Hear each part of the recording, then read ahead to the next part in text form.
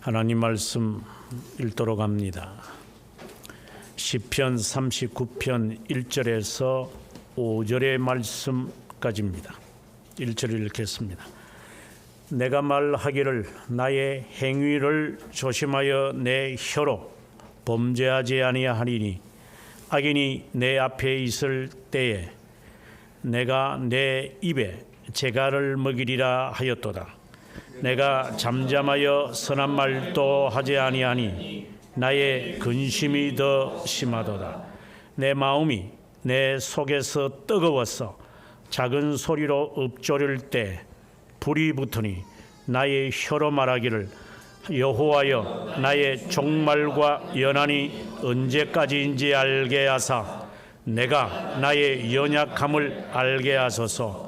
주께서 나를 한 뼘 길이만큼 되게 하심에 나의 일생이 주 앞에는 없는 것 같사오니 사람은 그가 든든히 서 있을 때에도 진실로 모두가 헛사뿐이니이다. 아멘. 오늘 읽은 말씀 가운데 5절의 말씀을 다시 한번 읽도록 하겠습니다. 주께서 나를 한 뼘 길이만큼 되게 하심에 나의 일생이 주 앞에는 없는 것 같사오니 사람은 그가 든든히 서 있는 때에도 진실로 모두가 헛사뿐이니이다. 아멘. 교회 역사에 보면은 하나님을 잘 섬기고자 하는 사람들은 많았습니다. 그것이 지나치기도 하고 그것에 미치지 못하는 사람들이 있었고 균형을 잡으며 신앙생활을 하는 것은 더욱이 어려웠습니다. 그래서 마치 자전거를 타는 것처럼 양발의 균형과 허리의 힘과 그래 양팔을 가지고 균형을 잡지 않으면 자전거가 한쪽으로 기울어져서 비틀거리다가 넘어지고 말고 그 스피드를 과하게 하다 보면은 팔이 부서지기도 하고 또한 몸이 부서지기도 합니다. 그것처럼 신앙생활도 지나치고 좌우의 균형을 갖지 못하면 데살로니가 교회에 사도 바울이 말씀한 것처럼 일을 만드는 자가 된다. 일을 만드는 그 원문의 뜻이 균형을 잡지 못하고 살아가는 자는 그와 같다 이 말을 합니다. 그것처럼 신앙을 보존하는 것, 신앙을 균형을 맞추어 살아가는 것은 정말 어렵습니다. 하나님을 잘 섬기겠다, 잘하겠다 하는 사람들이 많았지만 그것을 제대로 보존 유지하는 것은 참 어렵습니다. 아폴로나리스라는 사람이 있었는데 이 사람의 스승은 아다나시오스였습니다. 정통 삼위일체 신앙을 고수하는 세상이 감당하지 못하는 아다나시오스의 제자로서 라오디게아 교회, 우리가 요한계시록에 나오는 라오디게아 교회에서 목사님으로 목회를 하면서 정말 하나님을 잘 섬기고 싶었습니다. 저도 어릴 때 하나님을 잘 섬기고 싶어서 여러 부흥사들이 와서 이런 말 저런 말 하면은 흉내낸 적이 있었습니다. 예를 들어서 기도할 때 주님은 6시간 동안 십자가에 못 박혔으니 적어도 6시간 동안은 팔을 들고 기도해야 되지 않겠냐 이래서 흉내낸다고 걸쩍거리다가 눈 뜨고 보니까 팔이 내 옆구리에 있는 걸 봤습니다. 저는 그것이 주님의 고통을 감내하는 것이라고 생각을 했습니다. 예수님 40일 동안 금식하셨으니까 우리 다 같이 금식합시다. 그는 원숭이 흉내내는 것이 나는 참된 삶이라고 이따금 들었습니다. 그것처럼 라오디게아 교회의 감독으로 있었던 아폴로나리스도 하나님을 정말 잘 섬기고 싶었습니다. 그래서 마음속에 있는 이 죄성, 이 죄를 억누르고 싶었습니다. 갖가지 모습으로 합니다. 자신을 육체로 때리는 사람도 있고, 어떤 사람은 금식하는 사람도 있고, 어떤 사람은 단식을 하는 사람, 다양한 방법으로 하나님을 섬기고자 하는 사람들이 있었는데, 그 중에 한 사람이 아폴리나리스라는 사람입니다. 예수님께서 왜 죄를 범치 않았을까? 어떻게 죄를 안 지을 수 있다는 말인가? 그래서 그는 주님의 말씀을 아주 상고하면서 그는 이론을 세웠습니다. 아하, 그리스도는 두 본성이 있다. 신성이 인성을 지배했기 때문이다. 우리가 흔히 하는 말대로 성령의 권능을 받으라. 그러면 성령이 너의 욕심과 너의 욕망을 지배할 것이다. 그래서 어떤 이들은 은사를 강구하고 어떤 이들은 열심히 하나님의 일을 해서 내가 염려하고 걱정하는 일이 해결되기를 바라는 마음으로 신앙생활을 할 것입니다. 그것이 잘못된 것이 아니나 그는 잘못된 신앙을 갖고 있는 겁니다. 교회를 헌신하는 것, 자제하는 것, 금식하는 게 무슨 큰 죄겠습니까? 그러나 어떤 자세를 가지고 어떤 신앙을 가지고 그렇게 하느냐는 것인데, 아폴리나리스는 예수 그리스도가 죄를 범하지 않게 되어지는 원리를 그는 찾아냈습니다. 신성이 인성을 지배했다. 그래서 성령을 받으면 우리가 이 죄성을 누릴 수 있다고 하는 사람들, 이건 이단의 시작이었습니다.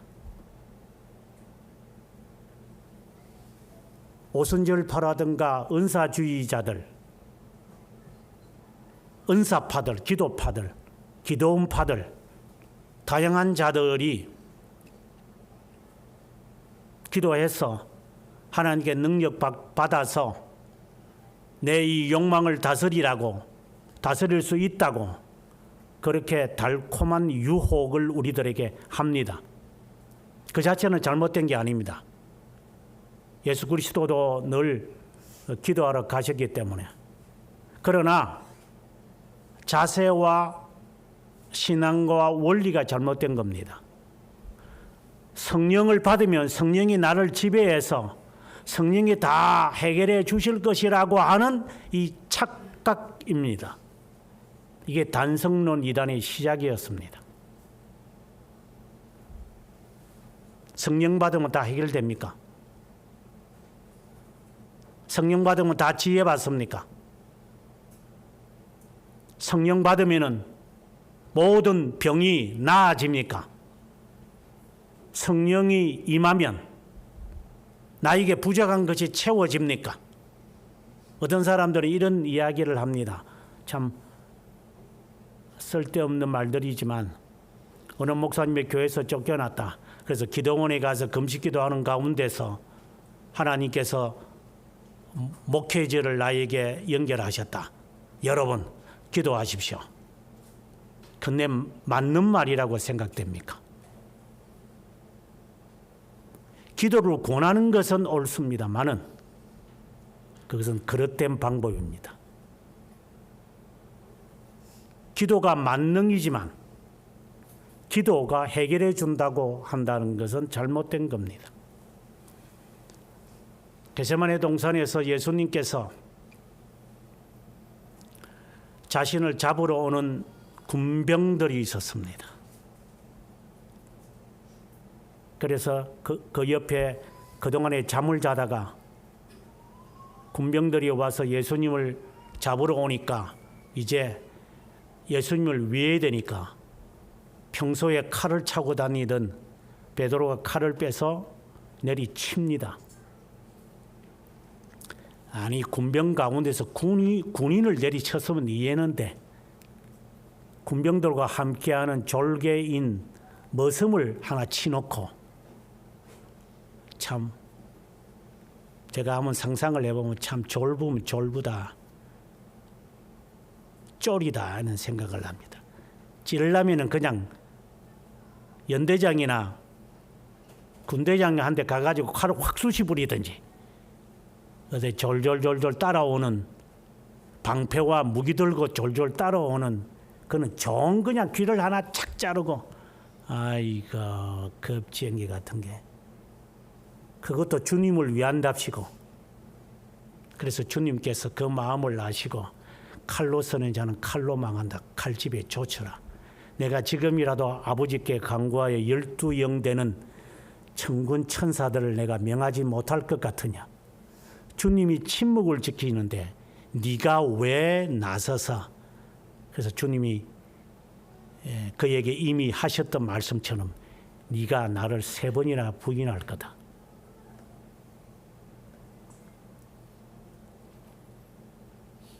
하려면 군대 장군을 찌르든지 해라. 그냥 졸졸 따라다니는 그런 강아지처럼 있는 종한테 죽이지도 못하고 기만 살뚝 잘라가지고 폼 재지 말고.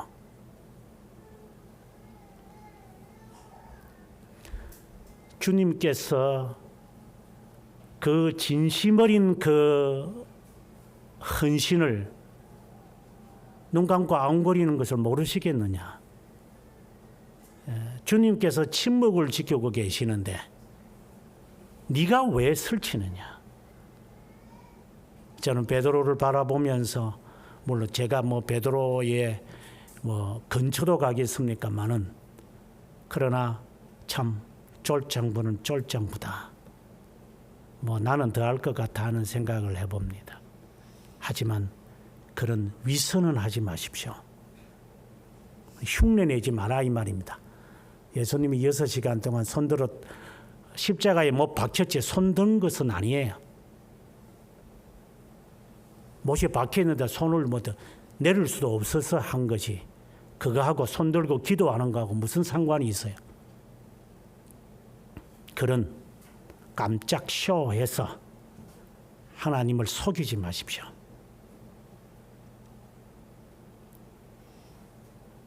저는 오늘 본문을 읽으면서 침묵을 지키시는 주님이 연상이 되었습니다.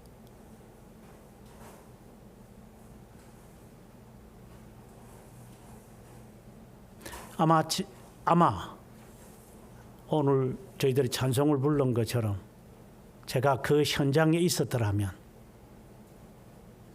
그분의 얼굴을 혹이나 제가 봤더라면, 이는 가정을 해서 그분의 그 침착한 모습,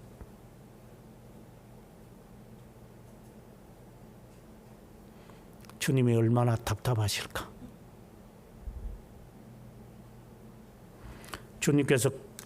주님께서 제자들에게 하시는 말씀, 내가 얼마나 너희와 함께 있을 동안 참아야 하겠느냐.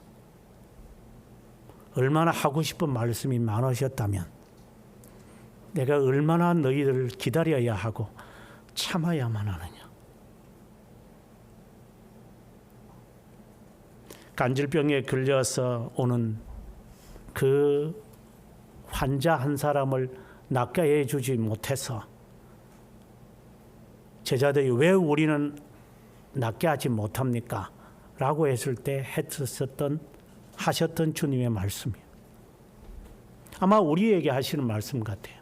내가 얼마나 참아야 하느냐.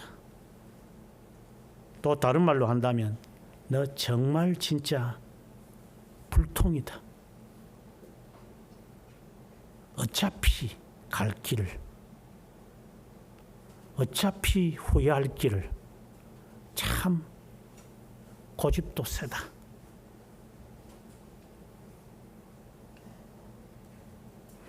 예수님께서 빌라도의 그 앞에 서셨습니다. 마가복음에 보면은 빌라도가 저 사람들이 저렇게 아우성을 한다. 너 죄인이라고, 너 죽이라고 그런다. 십자가에 못 박으라고 한다. 너 할 말이 없느냐?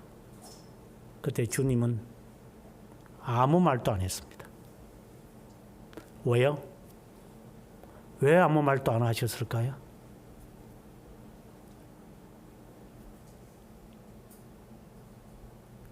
아마 빌라도의 의도는 이거였을 거예요.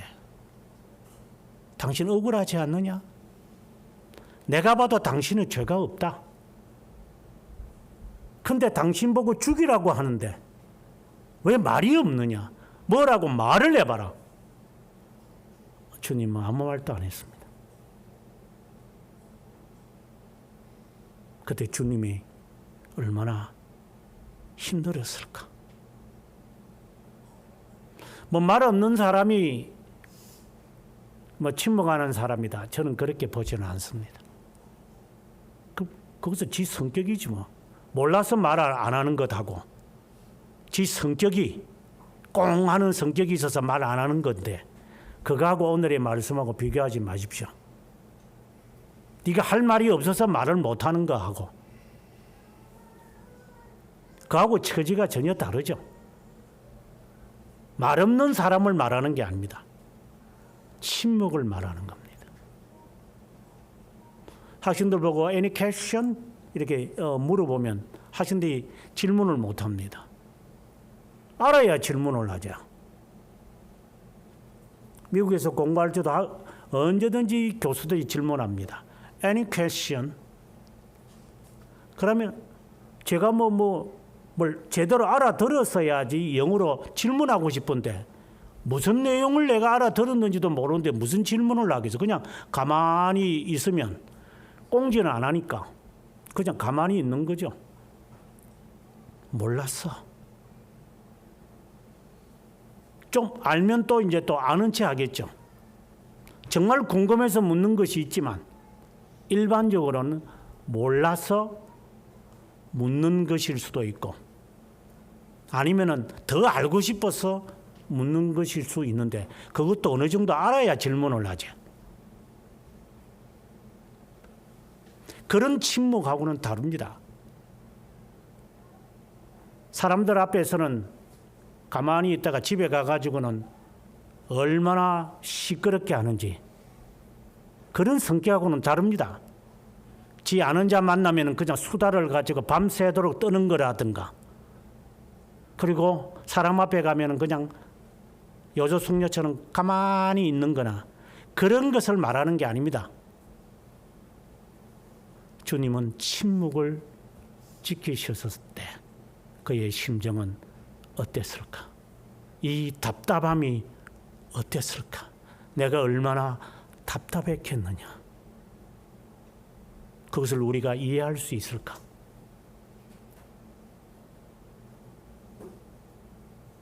애매하게 고난을 당한다고 우리가 하나님께 기도하지만 애매한 게 있습니까? 뭐가 억울합니까? 억울한 게 우리에게 무엇이 하나라도 있습니까? 그래서 뭐가 그렇게 잘나서 나는 억울해요. 이렇게 우리들이 이따금씩 신앙생활 할 때 기도하는데 억울한 게 정말 억울한 겁니까? 주님께서 다 너 속에 있는 것, 너 생각까지 다 하나님께서 펼쳐 보이면 유구무원하겠죠.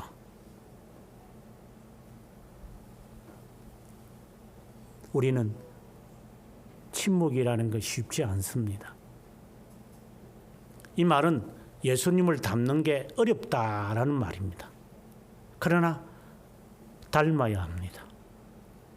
오늘 본문은 그것을 근거로 해서 다윗이 앞으로 침묵을 지키실 주님, 털 깎는 자 앞에서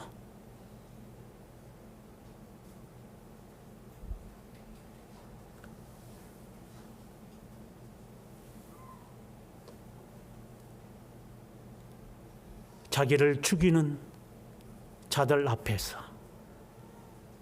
주님이 한마디를 하시지 못할 것 같습니까? 하나님이 이들을 다 썰어버리지 않으실 것 같습니까? 하지만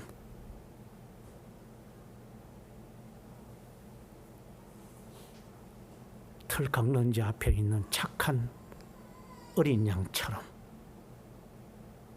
그 주님이 얼마나 힘드셨을까를 조금이라도 우리가 생각할 수 있다면 오늘의 말씀을 이해할 수 있을 겁니다.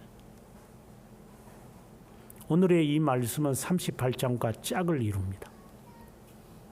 38장은 적들 앞에서 침묵하는 것을 말하고 오늘 본문은 하나님 앞에서 침묵하는 것입니다.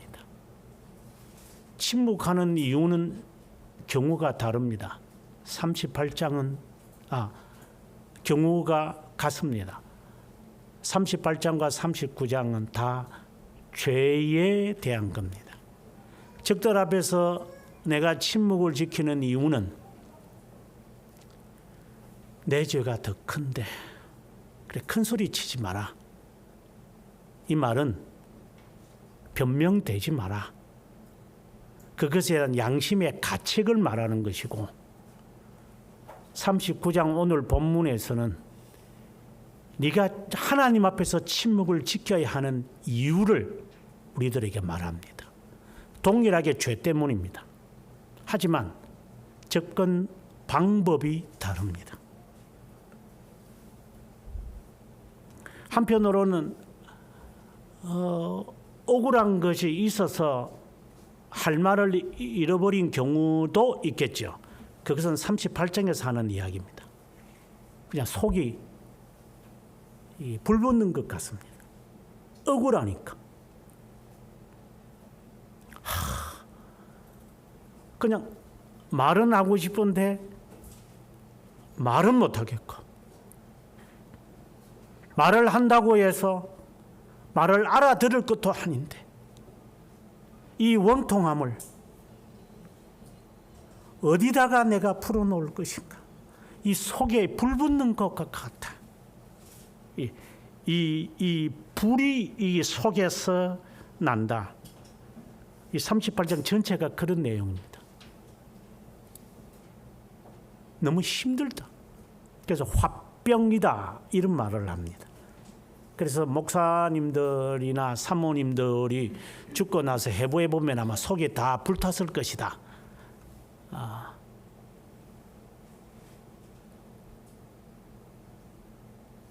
그 말을 어릴 때 많이 들었습니다. 정말인가 그게? 속이 그냥 새까맣게 탔는가?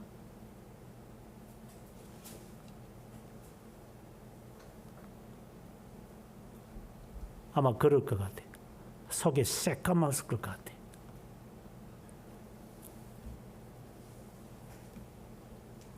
모든 자가 그런 것은 아니고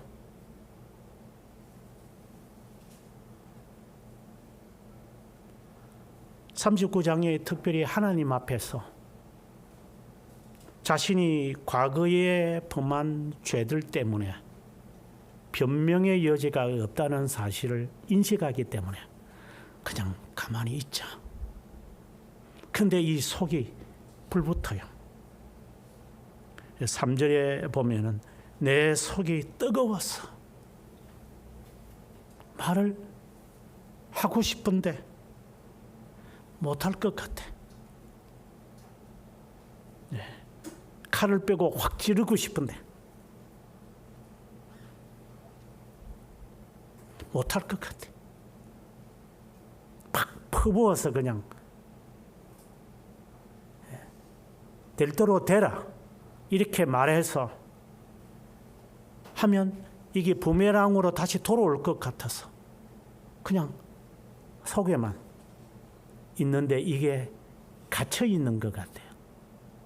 그래서 이 속에서 막 그냥 이게 불이 탄다 이 말입니다. 못해서가 아닙니다. 안 해야 되니까, 해서는 안 되니까, 하지 말아야 하니까 속에서 뜨겁습니다. 하나님. 또 다르게 해석을 한다면 그렇게 속에서 뜨거우니까 이 뭉클하면서 우리가 눈물을 흘릴 때 이게 속에 이렇게 뭉클하거든요. 뜨거움이 확 와요. 뭉클해요. 뭉클하면서 울음이 터뜨려지잖아요. 속에 답답하니까 못 견디니까 이게 어떻게 해야 되나. 그러니 이 속에서 뭉클하면서 마치 샘물이 이렇게 솟아오르는 것처럼 이 내 이 뜨거움이 나에게 눈물로 이렇게 쏟아져 나오는 그것, 내가 어떻게 해야 되는가 라고 하는 것. 하나님 앞에서 그런 것을 느끼는 거예요. 하나님, 이것도 당신이 아실 거니까 이것도 제가 말하지 못하겠습니다. 내뱉고 나면 주워 담지를 못하니까. 그러나 자연 발생적이니까 이거는 쏟아내야 되잖아요. 그러나 가래를 삼키는 것처럼 그냥 삼키자. 그러니 이 속에는 니글니글하겠죠. 최근에 시리아나 리비아에서 지진이 일어나거나 홍수로 많은 사람이 죽습니다. 갇혀서 죽고, 숨이 차서 죽고, 무서워서 죽고, 추워서 죽고, 답답해서 죽고, 무서워서 죽는 사람들. 졸지에 마치 토런트처럼 급물결이, BBC에서는 쓰나미다 이런 말을 표현을 했습니다만은, 정확한 표현은 토런트죠. 급류가 확 와서 동영상을 보니까 진짜 무섭습니다.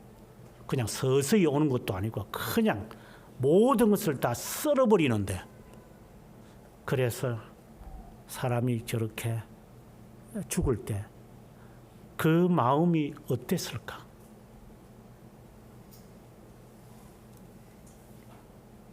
바로 그러한 심정. 하나님, 제가 죽을 것 같습니다. 제가 숨이 막혀 죽을 것 같습니다. 그랬을 때 이게 속에서부터 쏟아 나오는 이런 눈물, 걱정, 근심 때문에 흐르는 그런 눈물이 아니라 내 속에서 죽을 것 같아서, 그래서 이것이 눈물로 변환되어지는 순간, 죄 때문에.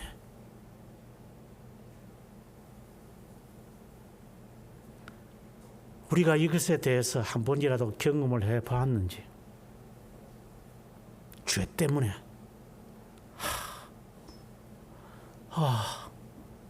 슬프다. 나는 죄인의 괴수다. 나는 죄인이다. 그분은 얼마나 힘들었을까. 내가 굴복하기까지.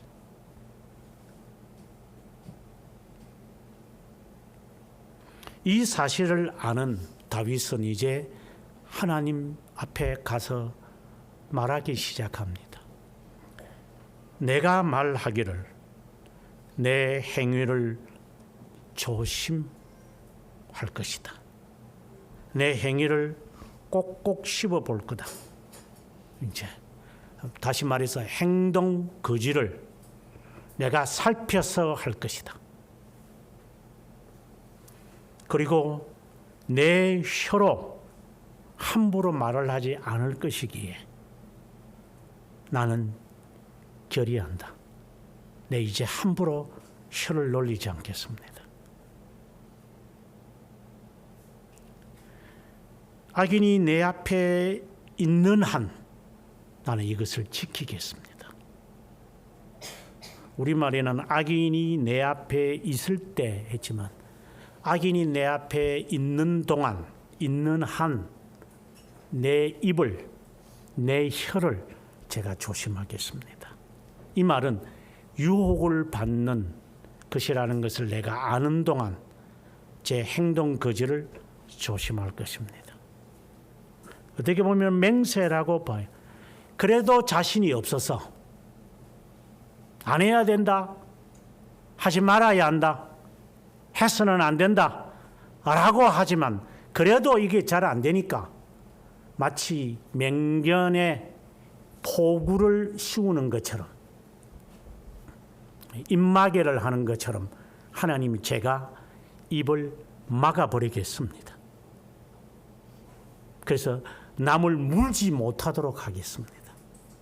재갈을 물린다, 이 말은 내가 이것을 입을 벌려서 남에게 죄를 짓게 하지는 않을 겁니다. 바리새파처럼 이런 포구를, 입마개를 제가 하겠습니다. 이렇게 말하고 나니까 2절에 보니까 내 속에 미칠 것 같습니다. 못 견디겠습니다. 하나님.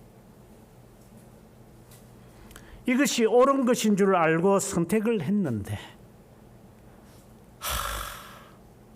너무 견디지 못할 것 같습니다. 이런 이 속에 불붙는 것 같습니다.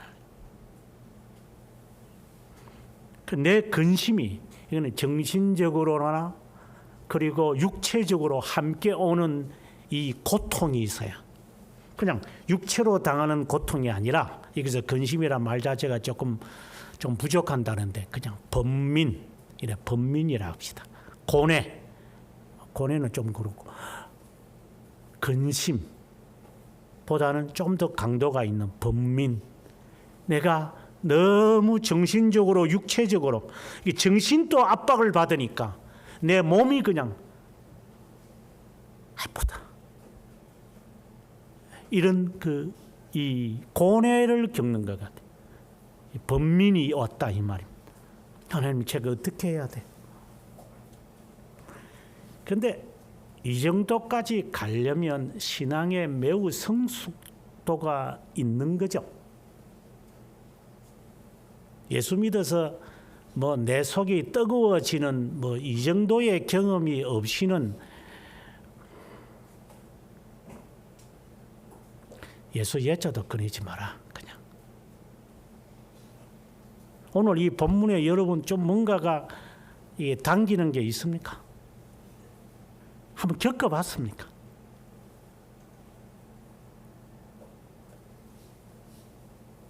저 있는 것을 밥 먹듯이 하는데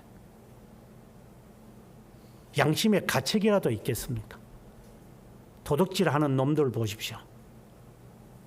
남을 죽이는 사람들 보십시오. 가책이라도 있겠습니까? 밥 먹듯이 합니다.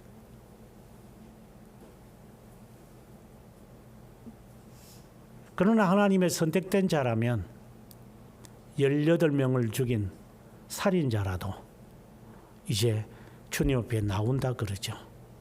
언젠가 그런 말도 했지만 안양 교도소 가서 살인자 앞에서 이제 일주일 후에 죽는 사람인데 저보고 설교를 해주라고 그래요. 제 제자가 그런 일을 담당하는 사람인데, 그래서 제가 뭐라고 했겠어요? 살인자, 사람을 죽인 사람의 눈빛이 다른 것을 그때 비로소 알았습니다. 살기가 등등합니다. 그래서 같이 이렇게 마주 앉았습니다.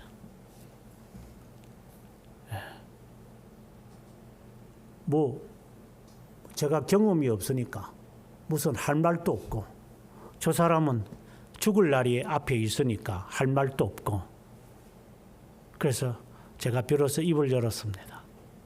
형제야, 예수님을 믿으십니까? 이러니까 이 사람이 저를 정확하게 표현하면 저를 째리보더만, 밑에서부터 딱 훑어보더만, 내가 예수를 믿는다고? 이게 다짜고짜 그냥 처음부터 그냥 반말로 찍찍하더구만요. 그래서 속에서 그냥 대죽어라 막 이렇게 하고 싶은 마음이, 사람을 죽이는 그 잔소리 있나 뭐 이런 마음이, 그냥 미워하는 마음이, 정오심이 확 불타버렸어요. 예, 예수님이 당신을 위하여 죽으셨습니다. 그러면서 저를 이렇게 쳐다보고 눈꼬리를 다른 쪽으로 이렇게 휙 하고 돌리더구만. 당신이 비록 살인자지만 지옥에 가는 것은 면하셔야 합니다. 형제야, 예수님이 당신을 위하여 죽으셨다는 사실을 고백하시기 바란다. 그러니까 다시 한번 저를 정색으로 제 눈동자를 쳐다보는 것 같아요. 진짜요. 그래서 제가 사람을 죽였습니다. 제가 지금 수갑 한번 없으면 당신도 죽일 수 있는데, 그래서 수갑 채 있는데 뭐 그 말 들어보나 말하지만, 그러면서 눈물을 뚝뚝 흘리더구만요. 목사님, 정말 제가 지옥에 가지 않을 수 있습니까? 비록 제가 사람은 죽였는데 지옥은 끔찍하다는 것을 깨닫게 됩니다. 어떻게 하면 예수를 믿습니까? 그래서 이제 뭐 제가 어떻게 한 것은 아니고, 그래서 복음을 선포한 적이 있었습니다.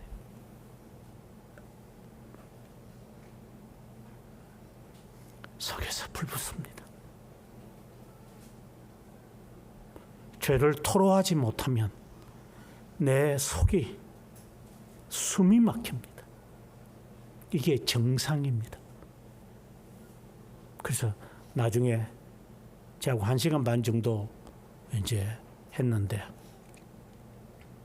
나중에는 무릎을 꿇고 제 손을 붙잡으면서, 목사님, 제 영혼을 위해 기도해 주십시오.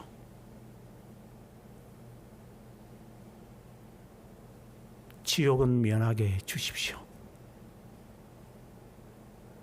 저 때문에 죽은 저 사람의 고통을 제가 생각하면 제가 악몽을 꿉니다. 주님 용서해 주시죠 하면서 이제 손을 수갑 챈 채로 제 손을 붙잡으며 기도하는 모습이 지금도 생생합니다.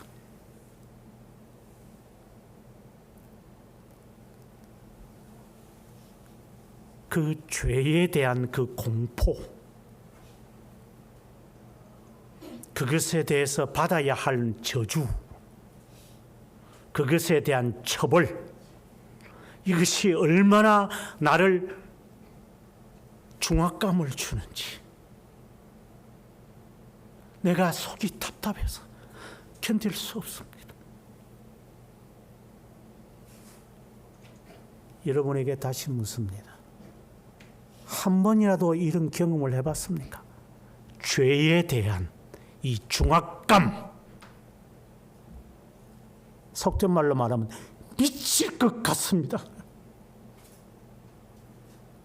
제가 미쳐서 못 견디겠습니다. 이 죄를 어떻게 풀어내야 됩니까? 제가 어떻게 해야 됩니까? 어떻게 해야 이 저주에서 제가 벗어날 수 있습니까? 주님, 라고 하는 그 외침, 한 번이라도 해봤습니까? 아니면 얼마나 가정스러운지 지금까지 살아도 한 번도 해본 적이 없는 위선적인 인간, 동물보다도 못하지. 동물은 미안해서라도 고개를 떨구지만 인간은 고개도 안 떨고요.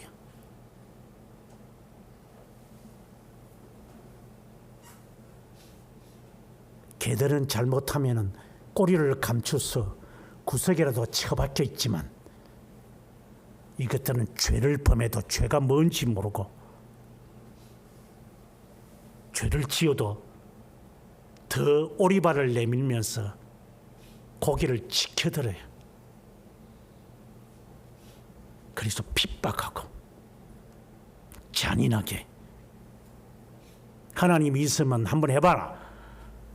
이런 도전은 할 줄 알아도 내가 뭘 그렇게 잘못했는데 하는 말은 할 줄 알아도 속에서 이 답답한 미칠 것 같아.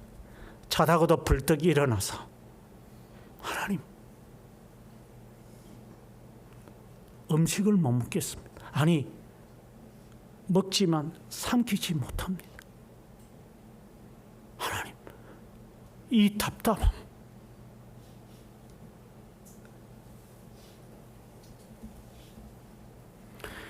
이렇게 미칠 것 같은 상황에 이르렀을 때 해결이 나와야 돼요. 우리 모두가 그래요.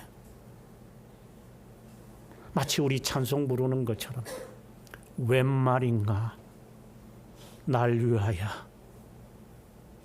이 몸밖에 드릴 것 없어 이 몸 주님께 드립니다. 대학교 4학년 때 요즘은 학교에서 그렇게 안 해요. 초창기에는 그런 것 같아요. 교수 생활할 때도. 근데 요즘 와서는 안 하던데. 그 졸업 사정회라고 이래서 졸업생들과 교수들이 서로 마지막 시간을 보내는 것이 있어요. 미국에서도 그랬어요. 마지막이 되면 교수하고 이제 헤어지는 순간이니까 그동안에 가르쳐준 은사들에게 사은회, 뭐 사정회보다 사은회죠. 사은회를 하는 시간이 있어요. 물론 이제 물건이 왔다 갔다 하니까 이제 아마 요즘은 철폐된 것 같아요.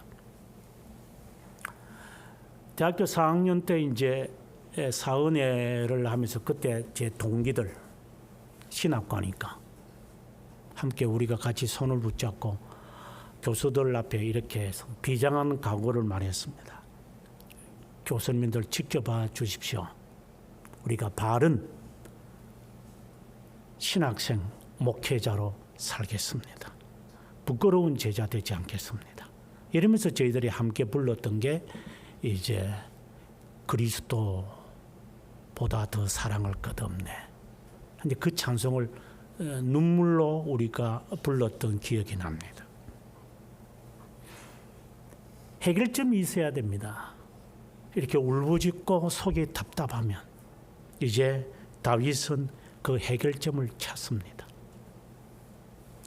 4절에서 6절의 말씀인데 그것은 나의 종말과 연한이 언제까지인지 알게 하옵소서. 이게 해결점입니다. 아마 우리가 미칠 것 같은 속에서 불붙는 것과 같은 이러한 답답함이 있을 때 해결책은 단 하나. 나의 연한을 알게 해 주십시오. 네 죽을 때가 언젠지 아나? 쉽게 말하면 그겁니다. 네가 얼마나 살 것 같은가? 네가 가다가 칼에 찔려서 죽을 수도 있을 것이고 질병에 걸려가지고 시름시름 하다가 병원에 박혀 네가 지금 하고 싶은 것이 있는데 네가 뭐 과거 같으면 코로나겠지. 코로나 걸리면은 너는 여지없이 학교도 못 가. 병원 신세 지는 거야. 그런 자신의 한계성, 시간의 짧음을 인식하는 것이 다윗이 우리들에게 준 답변입니다.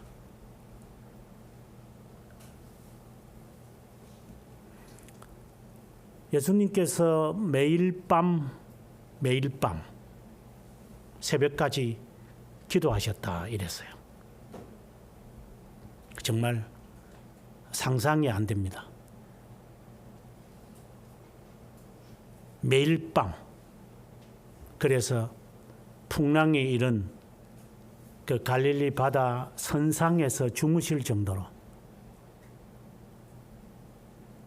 그 정도로 피곤하셨고 심지어 여우도 굴이 있지만 인자는 머리 둘 것이 없다 라고 할 정도로 아마 인간적으로 봤을 때 예수님의 피곤이 엄청났을 것 같아요.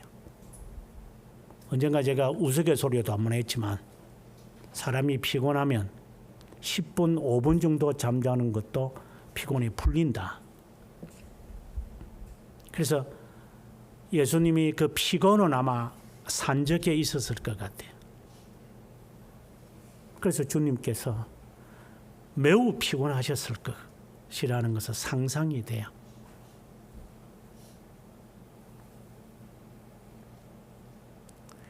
밤새도록 또 어떻게 기도하시는가? 저도 철학기도를 흉내는 내보지만 그 쉬운 게 아니라는 것 지난주에 제가 설교를 했습니다. 정말 어렵습니다.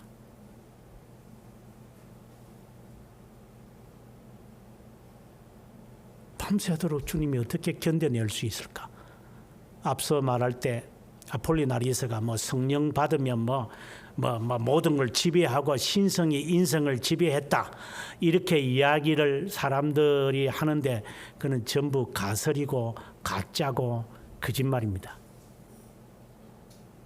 그래서 예수님께서 십자가상에 달려졌을 때 신성이 있으시니까 적어도 조금 경감되지 않았을까? 말도 안 되는 소리만 찌끄리고 있습니다. 예수님께서 겟세마네 동산에서 기도하실 때 예수님은 미칠 것 같았습니다. 그래서 모세 혈관이 우리의 몸에 피의 모든 길이는 10km에서 12km입니다. 우리의 몸의 모든 피입니다. 그 모세 혈관이 터지기 시작한 것입니다. 이 번민이 심했기 때문에. 그러나 예수님의 제자는 잠잡니다. 저거는 피곤하거든.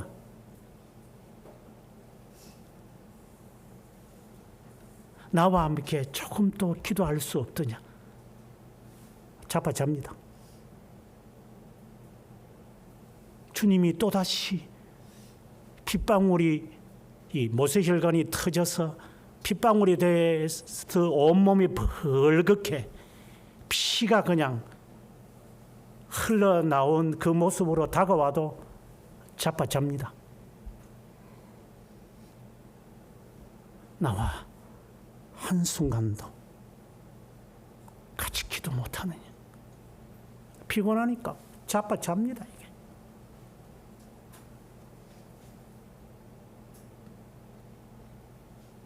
누가 주님이 고통당할 때 옆에 있었습니까?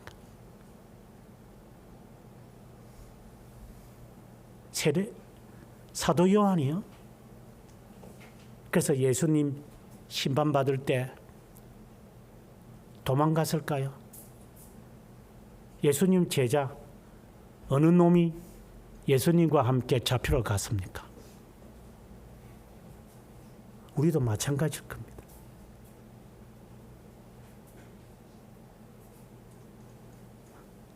어느 한 놈도 주님을 위해 죽는다는 말, 한다는 말 입 밖에도 내지 마십시오. 너를 위해서 산다 니는. 말고 귀를 자르는 흉내 내지 마라.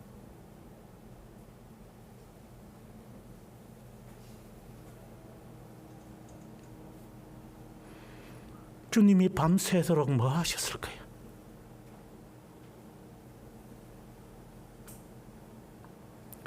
이거는 저의 상상입니다.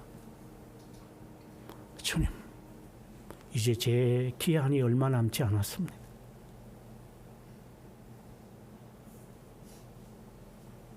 서른 3살이라고 보통 우리가 학자들이 말하니까. 왜? 3번에 걸쳐서 예수님이 명절을 지난 것을 보니까 33세다. 30세쯤 시작했다. 누가복음을 말하고 요한복음을 통하여 볼 때 3번의 명절을 주님 지나시는 걸 보니까 마지막 명절을 통해 가지고 주님이 유월절을 당하니까 아마 33세 맞을 거다. 이렇게 우리가 학자들이 추산하는 거죠. 유월절을 3번 당하니까.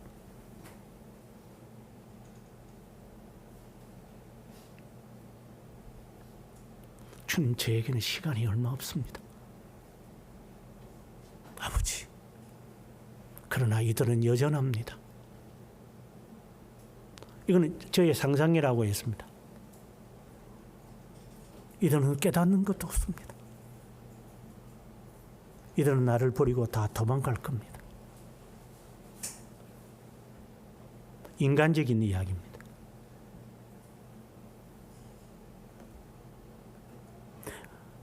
뭐 그것이 증명이라 되듯이 저희 나라 1938년에 저희 나라 총회할 때 예수쟁이 목사들, 성도들 일제 압박에서 신사참배 부인한 인간이 몇 놈이나 됐겠어요. 그때 전국에 한 100만 명가량 되는데 성도들 몇 놈이나 신사참배 반대하면서 고통을 당했을까요? 몇 놈일 것 같습니까? 목사 조무래기들, 장로 조무래기들, 권사 조무래기들 몇 놈이나 신사참배하지 않고 신앙 지킨 놈이 몇 놈이나 될 것 같습니까? 거짓말쟁이들, 사기꾼들, 우리도 그 가운데 한 놈이고 우리는 지옥에 가야 합니다. 지옥가 갈 준비나 하십시오. 그래서 재미있게 사시다가 지옥 가라, 제가 하는 말입니다. 네 하고 싶은 대로 짓거리 하다가 지옥 가라. 그게 합리적이지 않냐? 내 연한이 몇 년일 것 같습니까? 몇 년 더 살 것 같습니까, 하나님? 여러분, 적어도 이 생각은 해봤습니까? 물론 제가 뭐 나은 것은 아니겠지만 제가 만 40세 때의 이야기를 줄곧 하곤 합니다. 너는 죽었다. 너는 사생 결단하고 살아라. 가끔씩 잊어버리고 살기 때문에 제가 방종하겠지만 죽은 건데 지금은 그냥 덤으로 사는 건데 열심히 살지. 너 몇 년 더 살 것 같아? 네 죽을 때 주여 어서 오시옵소서 마라나타 할 것 같아? 노리는 제갈거리면서 부르지. 실제로 네가 죽음 앞에서 어떤 자세가 될 것 같은가? 죽음을 한 번이라도 직면해 봤나? 이것은 당신이 중생의 경험을 하지 않았다는 증거야. 죽음을 직면한 사람, 연한을 아는 사람은 달라요. 눈빛도 다르고 삶의 양태가 다르고 삶의 질이 다르고 웅면이 달라요.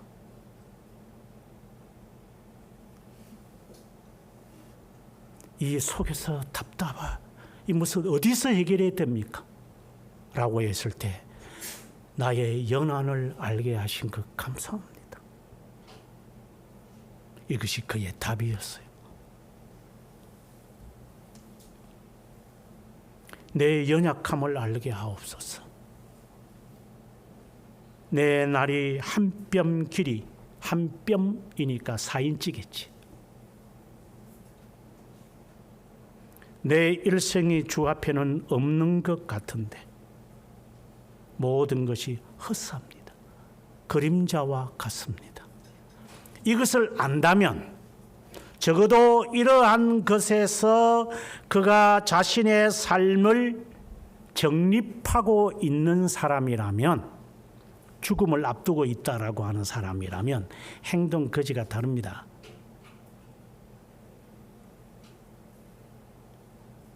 내일 죽을 놈이 지금 어디가 있습니까?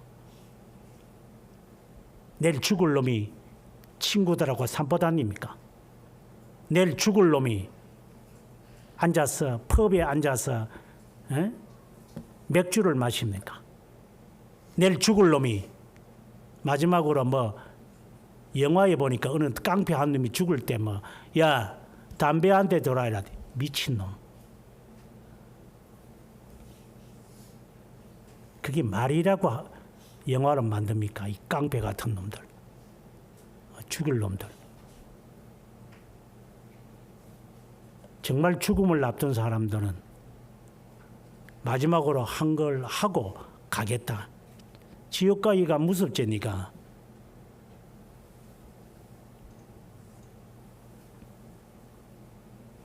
그러고 난 다음에 그는 다시 말합니다. 주님, 이제 제가 무엇을 바라겠습니까? 이제 죽을 날이 앞에 둔 사람이 무슨 겁이 있습니까?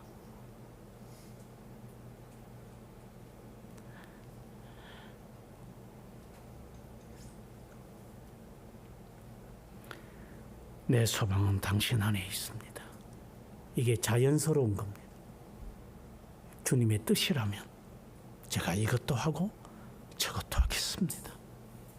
그 뜻을 알기 위해 내가 어떻게 해야 된다는 것이 딱 정해져 있습니다. 이제는 과거에는 내가 하고 싶은 것을 내가 했지만 이제 안 합니다. 내가 하려는 것도 당신 안에서 이루어질 것이고 하지 말아야 하는 것도 당신 안에서 이루어질 것이기 때문에 내가 살아도 내가 죽어도 당신을 위하여 할 겁니다 하는 이 고백이 나에게 자연스럽다 이 말입니다. 먹어도 마셔도 입어도 나에게는 이게 자연스러운 겁니다. 네가 왜 먹어야 되느냐? 내가 왜 입어야 되느냐? 내가 왜 마셔야 하느냐? 인생의 가치가 어디에 있느냐? 뭐 꿈을 이룬다 개꿈이다 그냥. 뭐 저에게는 꿈이 있어요. 먼 꿈이 있는데 일어나면 다 기억도 안 나는 개꿈 꾸면서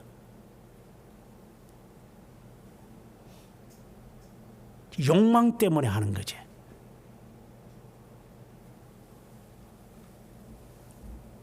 주님이 안에 내 소망이 있기에 이제 주님 뜻대로.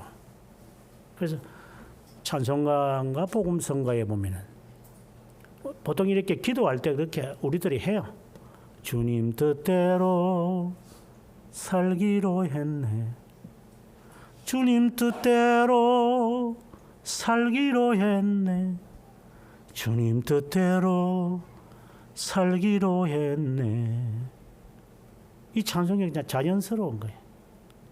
주님, 제 마음에 결의합니다. 주님 뜻대로 살겠습니다. 주님 뜻대로. 주님 알기 원합니다. 주님 아는 지식이 가장 고상합니다. 어느 날 나의 문턱에 마치 죽음의 사자가 뭐 까만 옷 입고 와가지고 그럼 지옥이죠. 하얀 옷 입고 죽음의 사자가 오면은 천국이겠지. 뭐 인간들이 그렇게 영화에서 만들어내니까 가기 싫어가지고 으악 해가지고 죽음의 사신이 염라대왕 앞에 데리고 가는 거고, 그리고 또 다시 8절에 아니 9절에 내가 침묵을 지켜 있겠습니다. 저 말하지 않을 겁니다.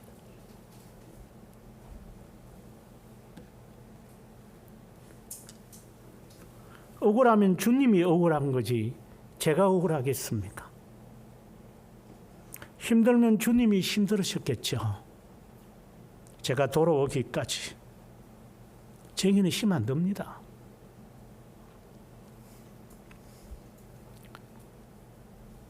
제가 27에 여러분 저하고 같이 갔던 그 교회에 제가 교육 전도사로 왔습니다.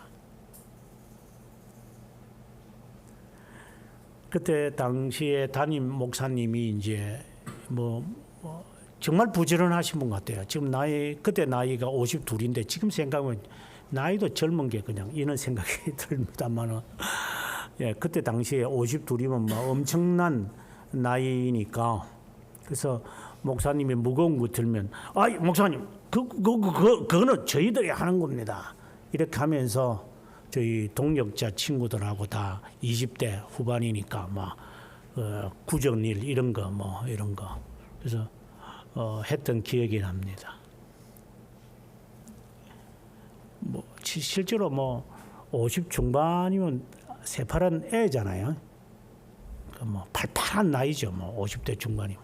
근데 그때는 제가 볼 때 나이가 많아요. 여러분들이 저를 어떻게 보는지 모르지만.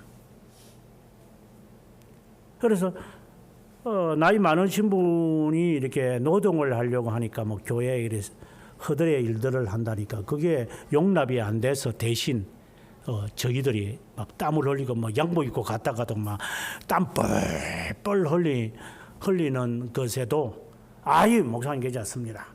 땀 뻘뻘 흘리 집에 갈 때 그냥 1시간 반 동안 버스 타고 가면서도 땀띠가 나가지고 그래서 그때 당시에 하도 땀이 많이 흘러서 그냥 긴 와이셔츠를 늘 입고 다녔는데 지금 에어컨이 많으니까 긴 와이셔츠 다 던져버리고 지금은 그냥 이렇게 옵니다만 그분이 그렇게 힘들어할 거니 내가 하겠습니다. 이것이 자연스러운 게 아니에요.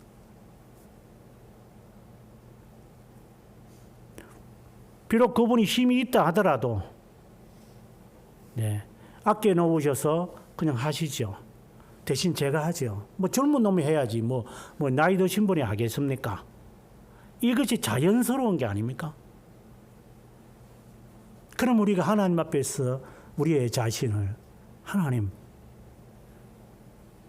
제가 받은 은혜가 많은데 제가 어떻게 해야 되겠습니까, 하나님? 이게 자연스러운 게 아닙니까? 아니, 목사가 되라는 게 아니라 그게 하나님의 일을 하는 겁니까? 돈 안 받고 하면 괜찮아요. 돈 받아 처먹으면서 봉사하는데 그걸 뭘게 헌신입니까, 그거는? 그렇다고 해서 그 자체가 나쁘다는 게 아니라 일하는 자에게 일하는 소의 입에 이 포구를 씌우면 안 되니까 그 말씀이 다른 것 제가 말하고 싶은 것은 그런 의도가 아니라 정말 헌신이라는 게 내가 했다라는 말을 하는 것은 아니잖아요. 아무튼 주님 제가 할게요. 제가. 주님이 그 고통 속에서 계셨기 때문에 이제는 제가 그 남은 고난을 내 육체에 채우겠습니다. 골로새서 있는 말씀처럼 제가 그냥 육체에 채우겠습니다. 이게 자연스러운 게 소망이 주님께 있다면 제가 그렇게 하겠습니다는 게 자연스러운 게 아니에요.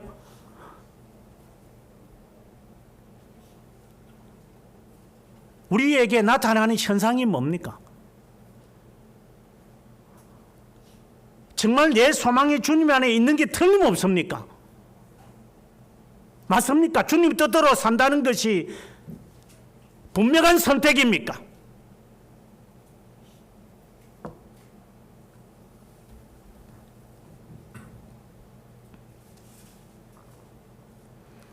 하나님, 제가 한 것이 다 쓸데없는 것인 줄 압니다. 바람을 잡는 것 같고 11절에 보니까 좀과 같습니다. 인생이 참 허무합니다. 이 인생 무상을 말하는 게 아니라 내가 육신적으로 이렇게 인간적으로 참으려고 하고 인간적으로 견디려고 인간적으로 견인을 하려고 하고 인간적으로 영적 투쟁을 하려고 하니까 속에 그냥 불 붙는 것 같은데 이제 하나님께서 야, 네 살 날 며칠 안 남았어 하니 이게 고통스러운 게 필요가 없어요. 이게 네 그런 여유가 아직도 있냐? 네가 지금 불 붙을 정도로 분노를 가질 정도로 네가 그렇게 아직도 말짱하냐? 이게 아무 필요가 없는 거예요, 이제 이게. 내가 지금 살 일이 얼마 안 남았는데, 지금 앉아가지고 뭐, 이 타령, 저 타령 할 게 지금 그런 여유가 없어. 빨리빨리 수선을 해서 지금 가야지.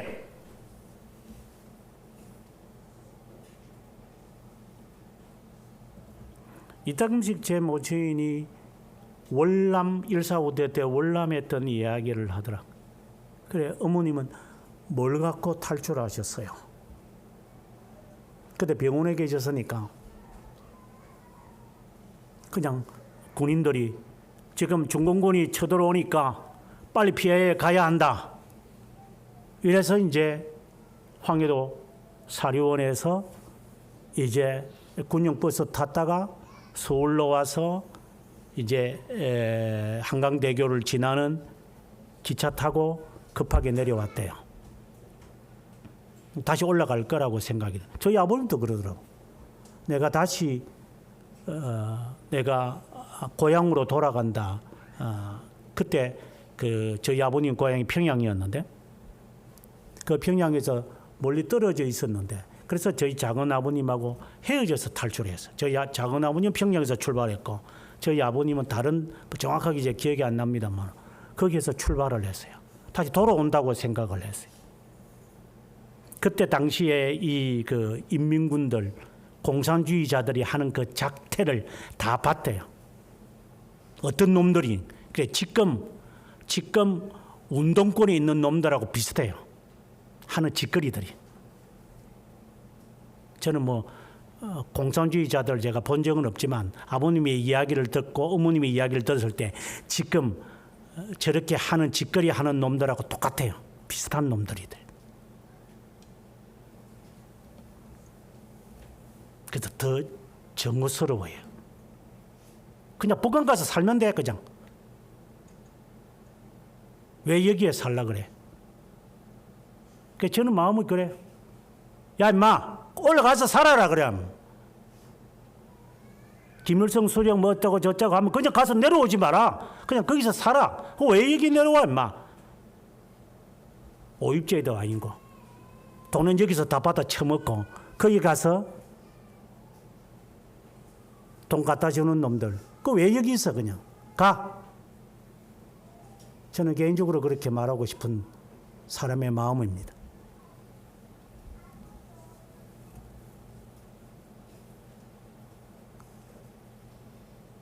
이 세상이 덧없는 것이니까 하나님 그런 여유가 저에게는 없습니다. 이제는 걱정도 사라집니다. 이 마음의 이것이 나에게는 사라집니다.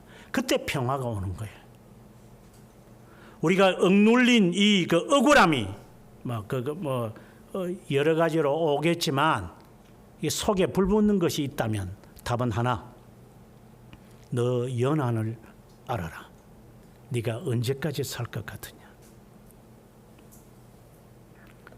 그것이 연한이 길 것 같으면 여유를 가져라. 그럼 화내라. 화내고 퍼붓고 해라. 하고 싶은 대로 짓거리 해라. 그러면 된다. 여러분들이 만약에 방종의 삶을 산다면 불순종의 삶을 산다는 것은 당신은 아직 연한에 대해서 죽음에 대해서 하늘나라에 대해서 심판에 대해서 조금의 고려도 하지 않은 사람들, 특별히 게으른 인간들.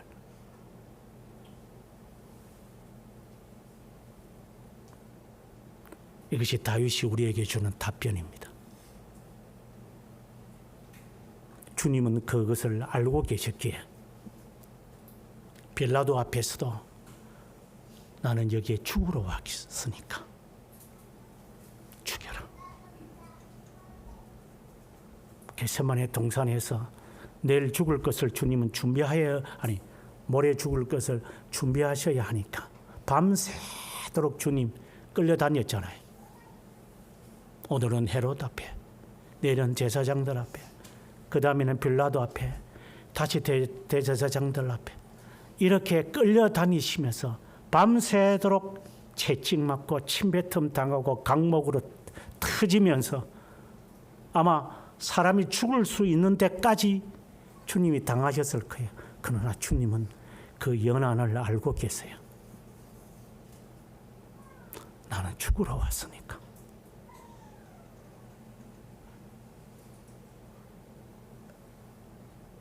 불순종의 죄값을 담당하셔야 하니까.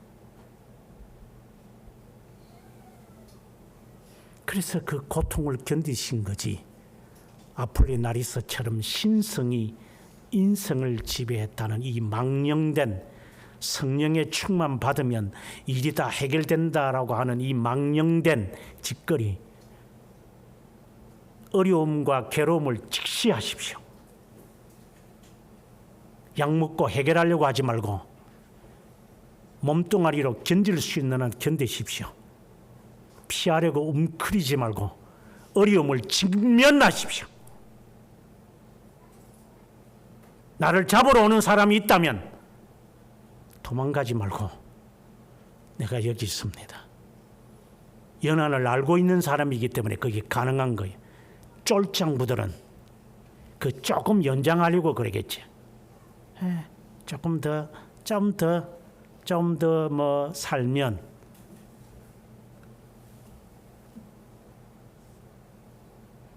답은 하나. 주님 힘드셨죠. 주님만큼 하겠습니까? 제가 주님만큼 아프겠습니까? 주님만큼 제가 피곤하겠습니까? 주님만큼 제가 숨이 막히겠습니까?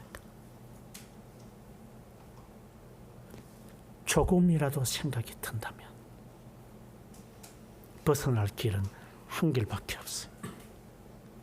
죽음을 알아라. 쉬운 말로 어른이 되라. 어른이 되라.